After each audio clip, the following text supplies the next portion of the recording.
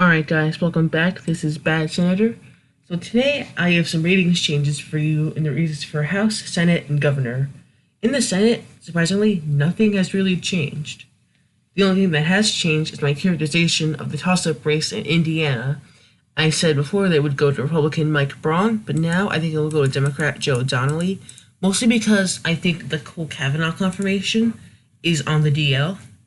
And Chuck Schumer is playing this smart. He knows not to make this a huge issue, and that could really hurt the chances Democrats have in these red states in the midterm elections.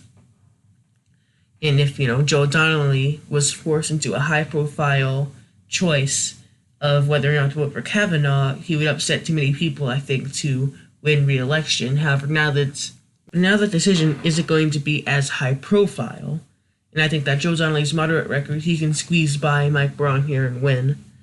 Everything else remains the same. I think North Dakota will go Republican, Montana and Arizona will go Democrat.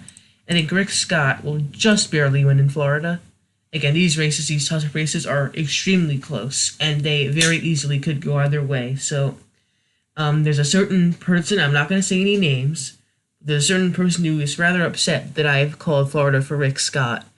Well, the polls show Rick Scott ahead, and Bill Nelson is not running the better campaign here. So I just think that at this point, Scott is the favorite, a very slight favorite, but put comfort in the fact that Bill Nelson could very, very easily come back here. All right, let's go to the governors now.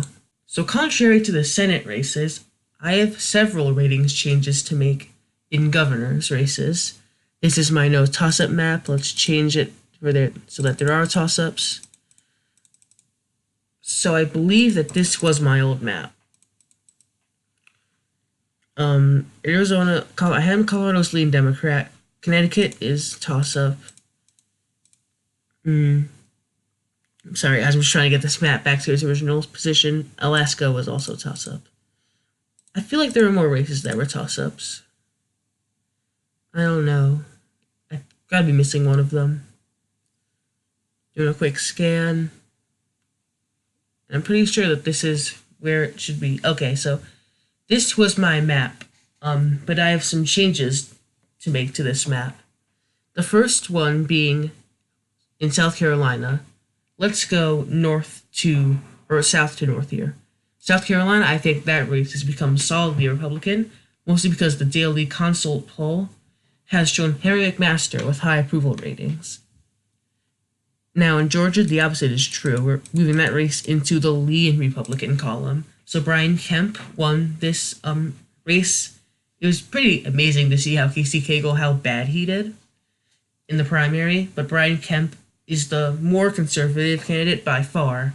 And he is an ideological extreme, and that balances out Stacey Abrams being a progressive. And so I'm going to put Georgia back to its original lean Republican column. Georgia is a leading Republican state by default, and the default rating here is what should be gone with. In Tennessee, I am also moving that race into the leading Republican column. So Carl Dean, the former mayor of Nashville, is running. Carl Dean might be following the footsteps of Phil Bredesen. Phil Bredesen was also a mayor of Nashville. He became a governor, and then now he's running for Senate. So Phil Bredesen's running for Senate, Carl Dean's running for governor, and I think that it's appropriate to have both of these races in the same column, which is lean Republican. Moving over, we have some other ratings changes to make in the state of Maine. We're just kind of going around, I guess. In Maine, I'm moving that into the toss-up category from lean Democrat. Okay, so Maine is an interesting state because you have a lot of independent candidates running here. The most notable of which being Terry Hayes, who I believe is the state treasurer. Terry Hayes can split up the vote. Now, it's unclear if she can take more from Republicans or Democrats. However, the answer is looking like it's going to be Democrats. And if that's the case, I believe that this race would be close enough anyway to move it into the toss-up category. Going next door to Vermont, I'm moving that race into the likely Republican category. So Phil Scott is a very popular governor, and he's in a blue state. But wait, maybe he's not. A Morning Consult poll put him the 13th least popular governor. So he's the 13th least popular governor in the United States right now.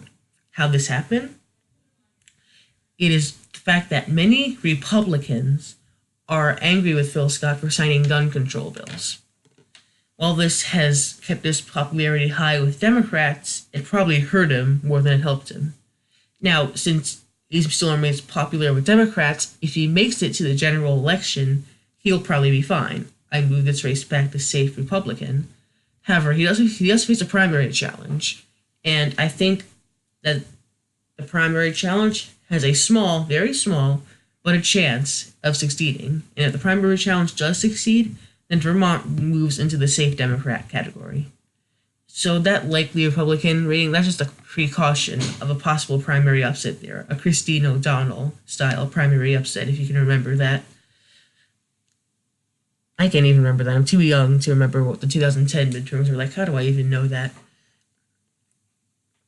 Anyway, we're making some more ratings changes. Oregon. Here is a very controversial one.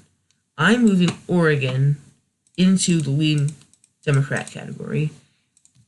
And I'm going to say right now that I believe that Kate Brown is the nation's most vulnerable Democrat governor. Now, I know what you're thinking. Oregon's such a blue state, lots of Democrat activism out there. How on earth is this only lean Democrat? Well, I'll tell you how. Polls have shown that Kate Brown and Newt Bueller, the Republican in this race, are tied. That's right, they're tied. Obviously, this is just one poll, and we've all known that polls have the tendency to not be the most accurate things in the world.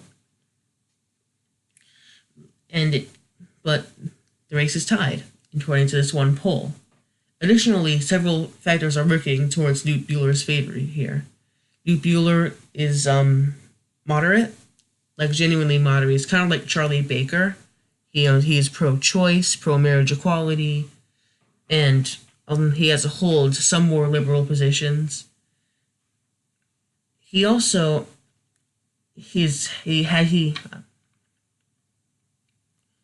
Also, Kate Brown has to deal with the baggage of being appointed by the corrupt former governor, Greg Kitzhaber, who resigned because of corruption charges against him. And Kate Brown was his lieutenant governor, and she can only keep herself such distance from that little kerfuffle in Oregon. Finally, Oregon's not as blue as you might think. Hillary Clinton only got 50% of the vote here. So I believe that Oregon is now lean Democrat and that Kate Brown is the nation's most vulnerable Democrat governor, which is quite a surprise, if I do say so myself. So those are all the ratings changes and the governor's races we have for you. 2019 governors by party. Here's how it's looking right now. So, you got 17 Democrat governors if everything goes according to plan, 25 Republicans, and 8 truly toss-up seats. Let's go to the House. So, let's do some ratings changes in the House here. I have several ratings changes for you guys. So let's go to Alabama. In Alabama, this is actually a change they're going to make in favor of the Republicans. I think Martha Robbie's now a safe bet for re-election, mostly because she won her primary in a landslide, and I don't think that there's enough anger against her to actually give Tabitha Issener, the Democrat nominee here, a chance. The reason why I was likely Republican, if you look down here, you can see Martha Robbie only won by 8%, and that's because she came out against Trump. And she had to face the wrath, and many Trump supporters in Alabama, which are a lot, were really angry with her and actually were quite fed up, and they actually voted for the Democrat in this race. The reason it was likely Republican, it was a precaution, because that might happen again. However, she won the primary in an upset, and I believe, well, not really an upset, but she won more than a lot of people were anticipating. She won by a lot more than I was anticipating. So I think that moves it into the safe Republican column. Arizona, no ratings changes there, except for Debbie Lesko's seat that moves to likely. It should have been likely anyway. Arkansas, I'm moving French Hill's seat into the lean column. The reason I'm doing this is because Clark Tucker is proving to be a strong nominee, and this district contains Little Rock. Little Rock, Arkansas is, I've been there. It's not what you'd expect. It's quite liberal, actually. And it's not impossible to see how it could turn out big and perhaps tilt this race in favor of Clark Tucker, the Democrat nominee. And obviously, this area has a Democrat heritage. This district has usually been very competitive despite voting for Trump by double digits on the House level. So California, I believe I have several ratings changes in California to make. So we're going to go from north to south here. The first ratings change I'm going to make is in Devin Nunes's seat. Devin Nunes, his seat is, well, in the top two primary. He won by too much, and his opponent not really doing too well, not really well on the fundraising front either, to make the seat really competitive. So we're moving that seat into the safe Republican category. But don't fret, Democrats, because I have some more ratings changes for you right now. Salud Carbajal, I don't really know why that is leaning or likely it should be safe. Daryl Issa, that's actually Dana Rohrabacher, but Daryl Issa, that should also be lean. I don't know why, but it is toss-up. Now, Rohrabacher, this might be a little bit surprising. Rohrabacher, I'm moving into the lean Democrat category. If you look at the top two primary, he did not perform that well. His opponents are out fundraising him by a lot, and he has said some pro-Russia Putin things that are not going to fly in this district, especially because it's on the California coast. Not going to fly. So I think that because of this, it moves him into the lean Democrat category. So again, I think that I'm not afraid to put incumbents early on into lean Democrat. Because, when you Cook Political Report, it took them this long to put Illinois governor's race into the lean Democrat column because Bruce Rauner was an incumbent. A lot of these pundits, they're really, really afraid to move incumbents into lean Democrat categories or lean Republican categories if they are of the opposite party. And, I can see, incumbents have pulled off upsets before, like Ron Johnson and Pat Toomey. But, I still detect a clear advantage for the Democrat here. And, just because a few lean races go the other way, well, that's bound to happen. These are lean races. These aren't safe races. So, of course, some races are going to go the other way that are weighted leans Democrat or leans Republican. Of course they will. And, if these races go Republican, they go Republican. That's why I put the leans rating there, because I think the Democrats have an advantage, but I'm saying the Republicans could definitely still win. So, in the end, if they go GOP, they go GOP. What can I say? In Florida, we have two ratings changes. The first one's Mario Diaz-Balart's seat, which moves into the lean Republican category. And the next one is Florida 27, which moves to likely Democrat. The reason for these ratings changes is because recently a low-profile but pretty significant, in my opinion, upset happened in a Miami-Dade race where a non-Latino Democrat beat a Latino Republican. This is significant because it shows that, these areas down here, they have a very big Latino heritage, and they'll usually vote for someone with the correct surname. I hate to put it like that, but that's kind of what the situation is down here. Until now. Now we begin to see that, this area is diversifying a little bit. And because of that, I think these two ratings changes are warranted. In Georgia, here's another pro-Republican ratings change. Georgia 6 moves into the likely Republican category. This is because Lucy McBath won the Democrat nomination. And I think Lucy McBath is the weaker of the two candidates. She's literally she hasn't had any office before. She's a newcomer to politics, and she's a gun control activist. So if you look on Wikipedia, the first thing you see is gun control activists. So this is not likely to fly in a Georgia district that isn't in Atlanta, and I think that because of that, that moves into the likely Republican category. And besides, it has been established that even if you have all the money in the world and all the attention in the world, a liberal Democrat isn't going to win against Karen Handel. We've seen that in the special election, and now Handel is an incumbent, which makes her even stronger. So I don't see this race going Democrat. Illinois, we have some range changes to make. One, I think that Mike Bost moves to toss-up. And nothing really has changed in this race. It's more of inconsistency I noticed with some of my other ratings. I'll get to that in a bit. But Illinois, that race moves. Indiana's 2nd and 9th district move from likely to lean, or from safe to likely GOP. In these races, you either have a Democrat close to or are outraising their Republican incumbent, or you have a Republican that underperformed their president in 2016. So that's why those races have become that way. In Iowa, we think that Steve King is now likely. And Steve King got a lot of trouble for retweeting something a neo-Nazi said. That's not helping him at all. And again, the Democratic opponent here is raising more than you'd expect. So even in this heavily conservative district, I think Steve King could and potentially lose in an upset. Kansas, nothing's changed there. Kentucky, this one's actually really, really tough. I don't know if it's toss-up or leans. However, here's the thing. I like having as few toss-up races as possible, right? So I'm gonna reluctantly leave that as lean Republican.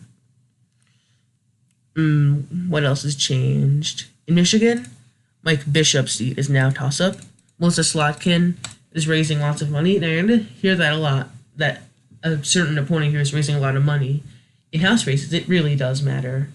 And I know you're going to hear me say that a lot. Oh, the Democratic candidate's raising money, that's why I moved the rating.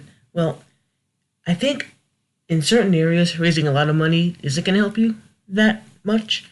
However, in more compact suburban and urban districts, it's a sign of a grassroots campaign that is taking shape, materializing, and could result in a victory. So that's why I think fundraising in this case, and a lot of cases around the country, is definitely important. And hey, I mean, the more money you have, the more you can spend on ads, the more you can get your name out. It's like a lot of these incumbent Republicans haven't faced a tough challenge in a long time. Maybe their constituents don't really even know who they are. So getting your name out there is more than your opponent is of vital importance in these lower profile races. Now in Minnesota, I have many ratings changes to make. So the first one, well, we'll save the best for last. So I think Tim Walz's seat has moved into toss-up category, and for the same reason Colin Peterson has now moved into the likely Democrat category. So the reason I made these two ratings changes is because Democrats have absolutely been killing it in the Rust Belt recently. Like a lot of ratings changes by Larry Sabato's Crystal Ball and other pundits, and polling numbers and special elections. Democrats are really killing it in the Rust Belt. So because of that, I decided to move those two races right there into where every other political pundit has them. Now for my more out-of-line rating, I'm moving Jason Lewis's seat from toss-up to leans Democratic. And the reason I'm doing this is because Jason Lewis was caught making some very inappropriate comments about women. That's not going to help him. And I think now he's the underdog for re-election in his district. Let's go. I don't think I have any ratings changes in any of those races. No, Nebraska, I don't have any ratings changes there. Nevada, New Jersey, I have one ratings change, I think. This one comes out of the 2nd district, which has now moved into the safe Democrat category. Seth Grossman, the local GOP, disavowed him, actually, because he said some very politically incorrect, almost racist, in a way, comments. And I think because of that, Jeff Van Drew, who is definitely proven to be able to make inroads in Republican areas, because this is a Republican district, Trump won it by about 5 points. And he's raised a lot of money, so I think now he is a safe bet to win. I'm also moving Christopher Smith's seat into the safe category, because it doesn't really seem like Democrats are really making the push they need to make that seat competitive. So let's go to. I don't think I've made any changes in New York. Let me just check because I have the rating changes on my phone, and I want to make sure that they're actually in line. Yep, everything looks the same. Wait, did I move Donovan to lean? I did. Okay, so Dan Donovan is now lean.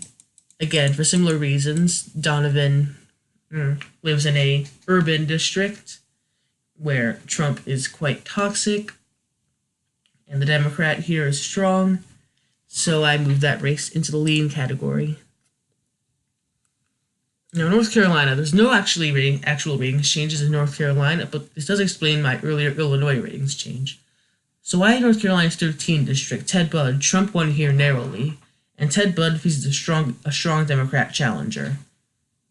I shouldn't say Trump won narrowly. He won by about 10 points here. But this is a similar situation to what you had in that Illinois district, the one with Brendan Kelly and Mike Bost.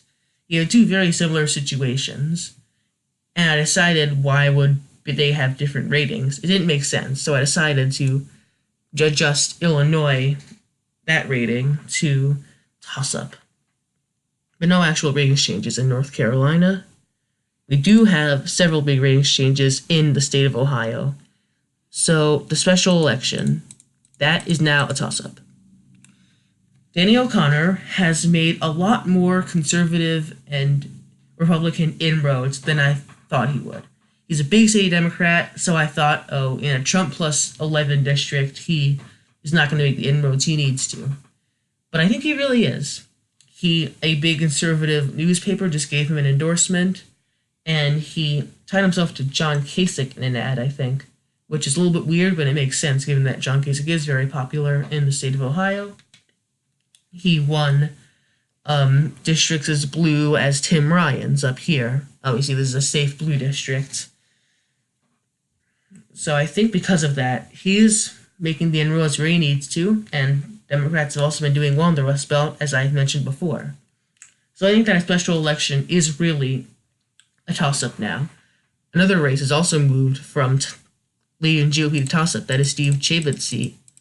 That, again, we have a Democrat here that's raising a lot of money, and in a suburban/urban district, this is Cincinnati area right here, that could make all the difference. Jim Jordan is moving to likely, and a lot of the pundits have this as safe, but Jim Jordan, this is the person that is, enduring I shouldn't say enduring, that doesn't sound very good. He's going through a big Me Too scandal, and in the year of the woman, this is what it is, it's the year of the woman. I don't see why that automatically makes you likely red, no matter how red of the district you are, or likely blue, no matter how blue of the district you are, in the case of what Elizabeth Esty or John Conyers would have been had they not resigned. No ratings changes in Oklahoma, Oregon, or Pennsylvania. We got one relatively big ratings change, and that is in the 17th district. Keith Rothfuss is now he's now the fourth GOP incumbent that is now underdog for re-election. This is a incumbent versus incumbent race, actually, in the 17th district. Connor Lamb. A new poll came out showing Connor Lamb beating Keith Rothfuss by a wide margin, and it makes sense considering this is Connor Lamb's, in a word, dream district. I mean, you have a lot of blue-collar voters and some suburban Pittsburgh. It's his dream districts because he can win here without getting primaried. So I think that is really going to work to his favor. Another change we're going to make is Mike Kelly. Again, kind of a Connor Lamb Democrat-like here. Connor Lamb-like Democrat here, I should say. Making inroads where he needs to, and he is now not going to lose. There's a slight chance he could pull off an upset. And PA06, I don't even know why that is safe. It should be likely. Okay, let's go to South Carolina. Did we already have that? Yeah, we already have that as likely red. Texas, we have some big ratings changes in Texas for you.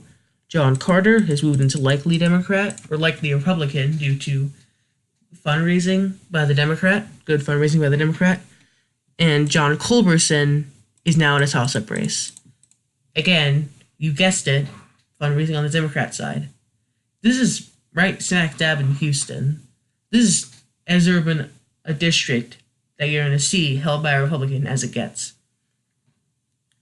And because of that, John Culberson is in big trouble, I think. And then Culberson is in a toss-up race now, simply put. Now let's go to... do you have any other ratings changes? In Virginia, no ratings changes there, although I will note that Barbara Comstock, a Republican incumbent, is now an underdog to win re-election. Washington, West Virginia, Wisconsin, Wyoming. Wisconsin, Democrats don't really have the stuff they need to really make this race in the lean. It's now more of a likely race. And I think that's all the ratings changes I have for you. I know it is. So let's give you a little bit of a synopsis here. So there are definitely some bright spots for the Republicans. However, most of the ratings changes have been in favor of the Democrat Party. All right, so there are currently 12 seats that are favored to flip from Republican to Democrat, compared to 1 seat favored to flip from Democrat to Republican, according to these ratings. Now, if all these ratings come true, if everything goes as it's supposed to, which probably won't happen, Democrats would already have a net of 11 seats, so they'd already be halfway there, which is very problematic for the GOP. In fact, I now think that due to several factors, like national factors, like the GCB is not getting any better, Trump's approval is not getting any better. They're steady for sure, but they're steady in a position that's not good for the GOP. Democrat success in special elections, we saw that in Ohio, Democrat activism in energy. I think that really the House at this point, Democrats are the favorites to win the House. This does not mean, and listen to these words closely, this does not mean that the Republicans can't win the House. They could totally still win the House. All they have to do is win the lion's share of the toss-up races, and the House is still theirs. And we saw that happen in election night 2016. So the Republicans are by no means out of this. However, now they have to win more than 50% of the toss-ups, which usually does not happen in a wave year against them. So that's why I think the House has tilted in favor of the Democrats. Alright guys, thanks for watching this video. I'll see you soon. Bye.